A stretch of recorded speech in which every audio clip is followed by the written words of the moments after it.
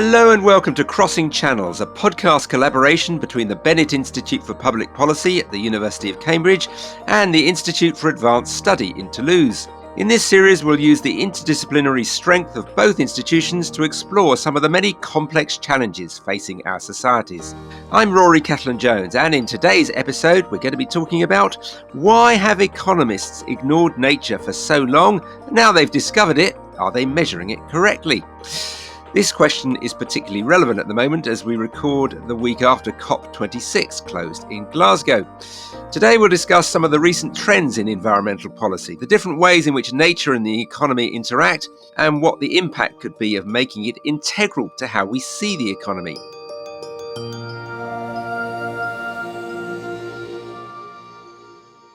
To explore these issues today, our first guest is Matthew Agarwala from the Bennett Institute. Matthew, remind us of your main research interests. Thank you. My name is Matthew. I'm an economist. I work on productivity, sustainability, and greening the financial system. Excellent. Sounds a busy life. Our second guest is Cristina Penasco, also from the Bennett Institute. So, Cristina, tell us briefly about your research. Thank you, Rory. Well, I do public policies and innovation in green and renewable energy and energy efficiency technologies with a focus on the evaluation of policy instruments for the low carbon transition. And our final guest is Nicols Treich from the Institute of Advanced Studies in Toulouse. Nicols, what do you focus on? Hello, So I'm working on decision theory. That's my background. But in terms of applied field, I'm working in environmental economics and more recently on the economics of animal welfare, which is really a niche topic in economics. Let's dive straight in by challenging the title of this discussion. Is it true, Matthew, that until recently many mainstream economists just ignored nature as something that needed to be factored into the economy? On the one hand, yes. Over the past half-century, economists have largely ignored and omitted the natural environment. That's climate change, biodiversity, and ecosystems. But on the other hand, we have also seen a few pioneers in the field. Professor Sir Partha Dasgupta, Lord Nicholas Stern, and others around the world who have deliberately brought nature, climate change, biodiversity, ecosystems, air quality, straight into the heart of economic modeling.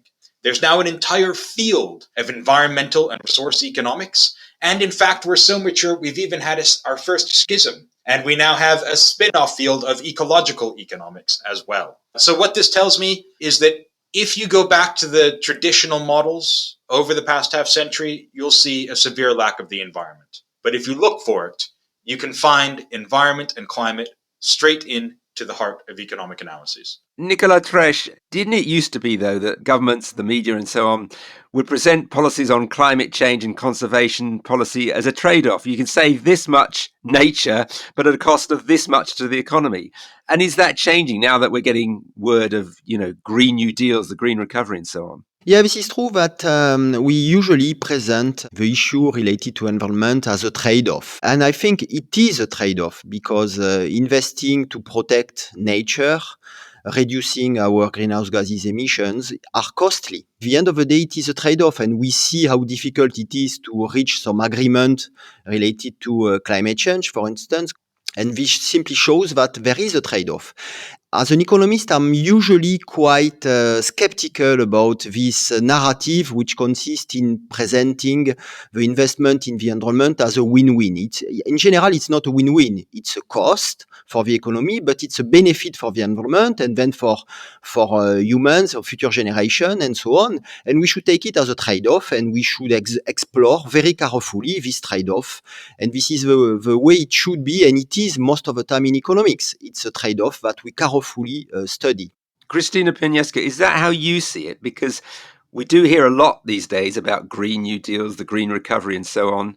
Do you see the two as being, economic growth and dealing with climate change really being in conflict and there being a trade-off? Actually, I have a slightly different view than Nicola. I think there is a cost for the economy in the short term, but this will be basically compensated in the long term. If we don't act now, the cost of reducing emissions, the cost of decarbonization will be way bigger in the future. And the cost of inaction is way bigger, the cost of putting money right now on decarbonizing economies and on taking care of the environment. The tricky part here, from my point of view and from what evidence says, is that the design of the policies are the ones that can transform the trade-offs. That is true that we see certain elements of trade-offs available in terms of competitiveness and jobs and all that when we put in place certain policies. But the design of the policies, if we do it rightly and in the right way, can actually transform these trade-offs into co-benefits. And we have evidence about that. And have you seen that develop over the last decade in,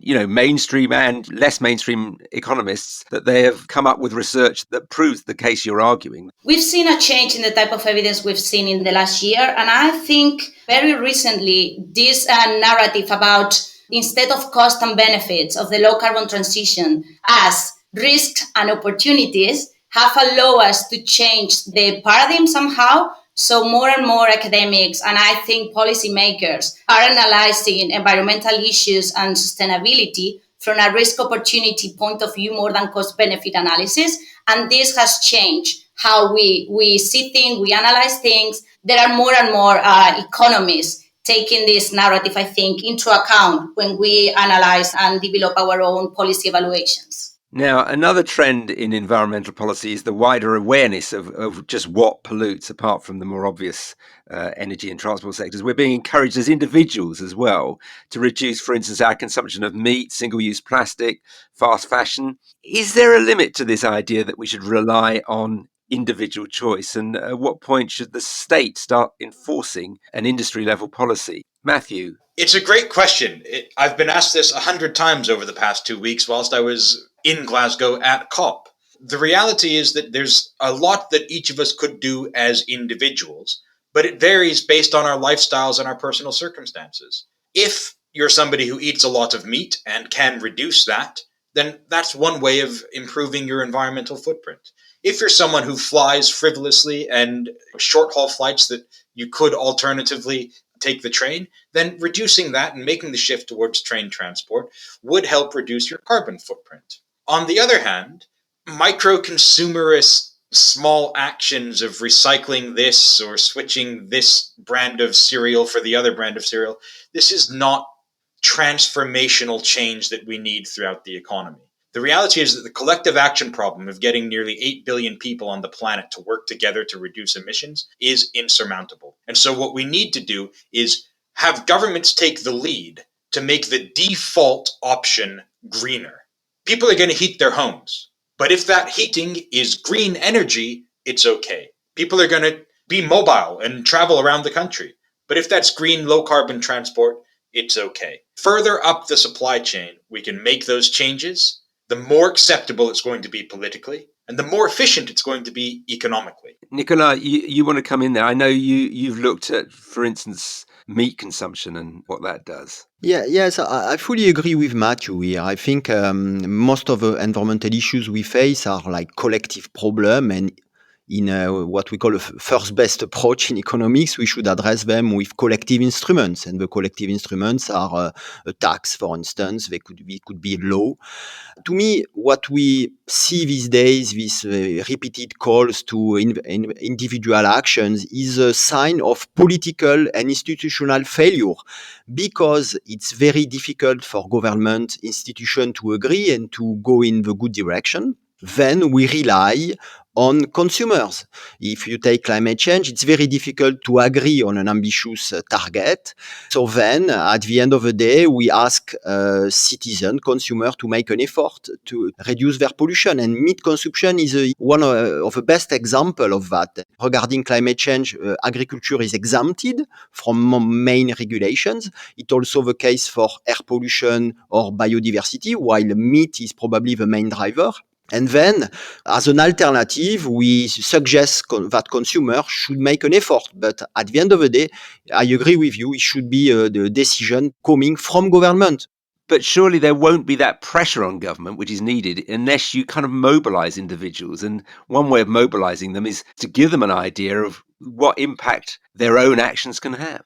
Yes, I agree. We need to measure the impacts, and there are measures, and there are some measures that show that some actions are particularly efficient, in particular those regarding the use of coal, oil, and meat. And so this is where we should target our policies. Cristina, do you find people from outside the sphere ask you what I can do? And if so, What advice do you give them? I always say that it's a matter of actually individual choice. I see myself, I went to Glasgow and I saw all these nudges about the carbon emissions of each of the food you eat. And for me, that works. But may work for me, may not work for other people. So I think I agree with Matthew in the sense that globally we need, or the governments need to facilitate the change. But people have a lot to say from the more bottom-up approach. The role of the government is basically to make this green default option available for everybody without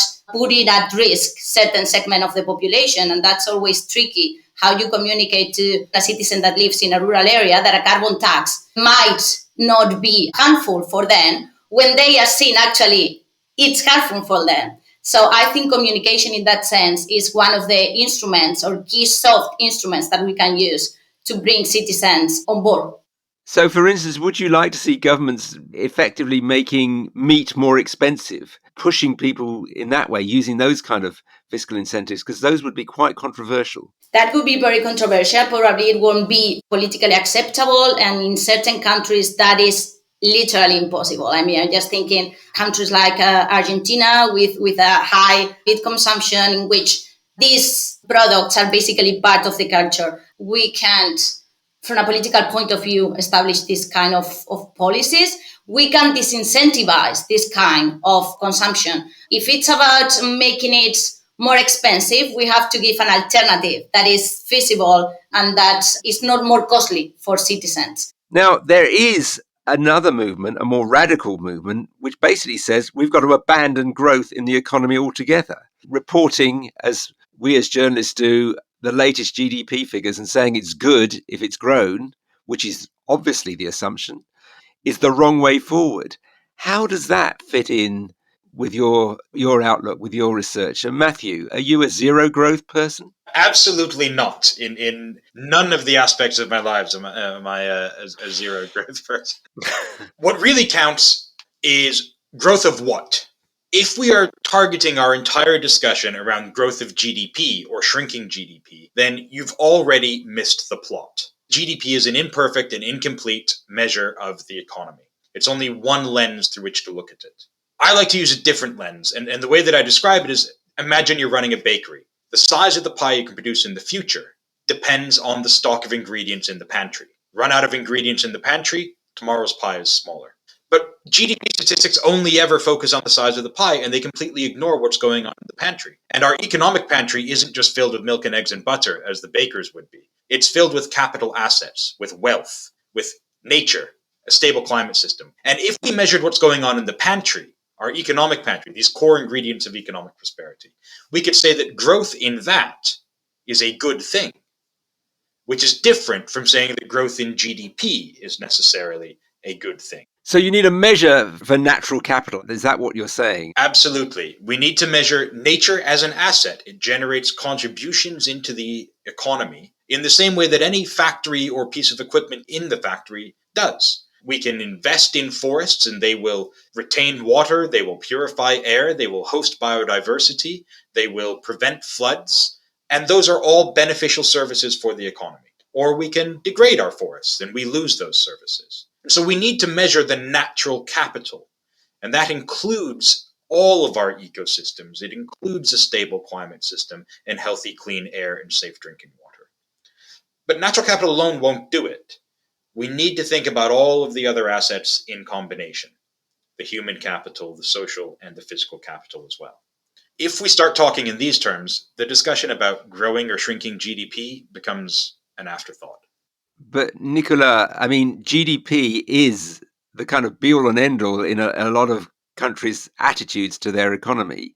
It's going to take quite something to get them to change that, isn't it? And to get economists, frankly, macroeconomists in particular, to say, you know, when we told you about GDP growth and we told you that 2 quarters of negative growth equals a recession, forget all about that.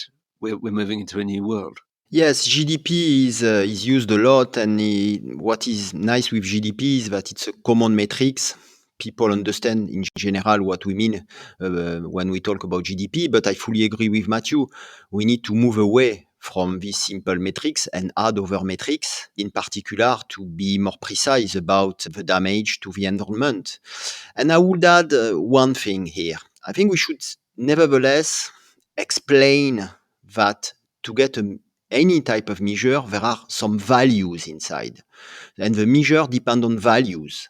For instance, we are going to have some discount factor, which reflect how much we value future generation. We are going to use some approach like willingness to pay, which reflect how much people value the environment, for instance. And one, I think, of a big blind spot of economics and most sciences, I would say, is anthropocentrism. At the end of the day, the only values that matter are human values. You mentioned the Dasgupta report on biodiversity. It's a wonderful report, but it's anthropocentric. At the end of the day, the only thing that matters is the fact that we conserve species for humans. And if we listen to experts in ethics and in philosophy, that's morally crazy to do that. So I will be even more ambitious than Matthew, and I think we need to also account for the intrinsic value of nature, not only the anthropocentric value of nature. So there are two very exciting and interesting issues we're discussing now. One is growth versus degrowth, and I think your position on that depends on growth or degrowth of what. The other, though, that I'm really interested to explore more, the intrinsic value of nature. So I've done a lot of work in environmental economics on how do you value environmental goods and services that are not traded in markets. Things like how do you value an improvement in air quality or an improvement in the water quality of a lake. And we've got loads of different methods for doing this. But we always caveat this and note that these values, these methods that we've developed over the past 30 years are entirely anthropocentric. And one of the reasons is because we don't know how we could reflect non-human values. Is it possible for a human to reflect that, Nicola? So I agree with you that we don't, and I tend to agree with you that we don't know how to do it. But to me, it's a quite of a weak justification. I think the best response to that is not to ignore the intrinsic value of nature as we do now, is instead to change a bit our research focus in order to try to account for that. At this point, there is very little research effort in order to capture the intrinsic value of nature, in particular the value of sentient animals, as recommended by philosophers. Matthew, we've talked a lot about GDP and growth in relation to nature and valuing it, but there are other areas too. I think you're a bit of an expert on green finance, for example. Tell us about that. There are loads of self-styled experts on green finance. How do we finance the transition towards a more sustainable economy or a net zero economy? It's going to take, best estimates, $50 to $90 trillion worth of new investment in infrastructure, in buildings, in energy systems, in transportation, in new technologies, in changing the way that we do agriculture, changing the way that we clothe ourselves. Absolutely everything in the economy is going to need to undergo some form of the transformation, and that's not going to come for free. So how do we mobilize 50 to 90 trillion? And what have the policies that we've developed so far actually committed and contributed? One of the major sticking points at COP, it was something called the Green Climate Fund. This was promised back in 2009 in Copenhagen, that rich countries would provide $100 billion a year of finance to poor countries in order to help them decarbonize and adapt to climate change. We haven't made it. The estimates of how much have actually been delivered, actually committed, range from around 10 billion if you ask the Indians to around 85 billion if you ask the OECD, a group of wealthy countries. Big gap there, big gap. Exactly. It's a huge gap. And it's because there's no clear definition of what constitutes green finance. But remember, I started by talking about the 50 to 90 trillion, and now I'm talking about almost 100 billion. It's a rounding error. Does it matter when we're talking 50 to 90 trillion if I'm really talking about 50.1 to 89.9 trillion? No, we don't care about that decimal point. But it takes up so much of the political landscape that it becomes actually a sticking point. So what we need to do is understand the fact that there is no path to net zero based purely on public investment. The only way to get there is to crowd in private finance. And in order to do that, we have to use public funds to leverage private finance. And that's why I'm excited by some of the statements that have come out of COP26, and particularly around Article 6, the rule book for international carbon markets. If we get that right, then the private sector can really jump in to help finance decarbonization. Christina, are you excited by anything that's come out of COP26? And are you seeing any impact of this gradual process of bringing nature into the economy, making it something that people actually think about? I'm excited about all the parallel progress that has been made through the meeting. I understand that the processes of United Nations are very difficult, if not impossible, to bring to the table 190 something parties to sign on language, basically, and to bring consensus. So all the parallel agreements and all the parallel bilateral actions that we've been seeing during the last 2 weeks are the ones that make me feel optimistic and hopeful. We have seen all this Glasgow breakthrough agenda on investment in innovation and so on from a set of 40 countries. This, of course, doesn't include the 190 parties of the UN, but it's already a starting point to make clear what Matthew mentioned, that certain countries received the technologies, that we foster technology transfer, that we develop capacity building in these countries to continue decarbonizing the economies to the extent that we need as fast as we can. I want to think that they see the basis for where we are going, and now what we have to do basically is to take the policies right. How do we design this? I know your speciality is energy, and actually there are reasons to be cheerful about what's happened in the last 10 years. I mean, renewables have made great progress, and the economics of, for instance, wind and solar made great progress.